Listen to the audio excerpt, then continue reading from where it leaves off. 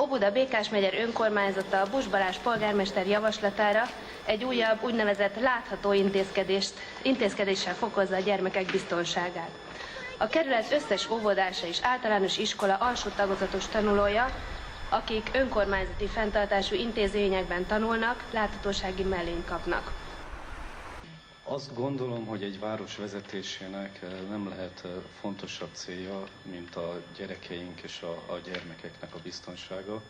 Külföldön elég jó példáit látni, ahogy gyerekek együtt egyen mellényben közlekednek. Annak érdekében, hogy a gyerekeink minél biztonságosabban közlekedhessenek, szükséges, hogy ezt megadjuk. Ezért hozta a képviselőtestület azt a döntést, hogy ezeket a mellényeket az iskoláknak, óvodáknak biztosítja.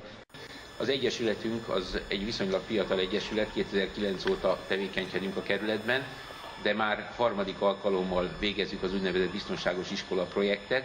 Ez azt jelenti, hogy a tanév során szeptembertől januárig, illetve később is a kerület 4, illetve 5 iskolájánál reggelente, délutánonként polgárőrök biztosítják a gyerekeknek a biztonságos közlekedését és az átkelését. A megelőzésnek egy kiváló módszere ez a mellény, amiről most beszélünk, és ami miatt itt vagyunk, úgyhogy az ötlethez én is a mentőszolgálat nevében gratulálok. Megtanítjuk a gyereket arra, hogy az ebrán menjen át, na de hát kérem szépen a balesetek, a gázolásos balesetek kb. 30%-a gyalogátkelőhelyen zebrán történik. Tehát én azt gondolom, hogy persze a gyermeket meg kell tanítani, de minden autós kezét nem foghatjuk, viszont egy picit ezzel a láthatósági mellénnyel segíthetjük az autósokat is abban, hogy észrevegyék a gyermekeket. Köszönöm szépen. Nagyon jó ötletnek tartom ezt a láthatósági mellényt, mert biztos vagyok abban, hogy nagyon-nagyon sok balesetet fognak így elkerülni, úgyhogy én is csak gratulálni tudok az ötlethez. Iskolánk, a Csillaghegyi Általános Iskola kapuja igen forgalmas útra nyílik, ezért nevelő munkánkban mindig fontos szerepet kapott az utcai balesetek megelőzése, a veszélyhelyzetek csökkentése, lehetőleg elkerülése.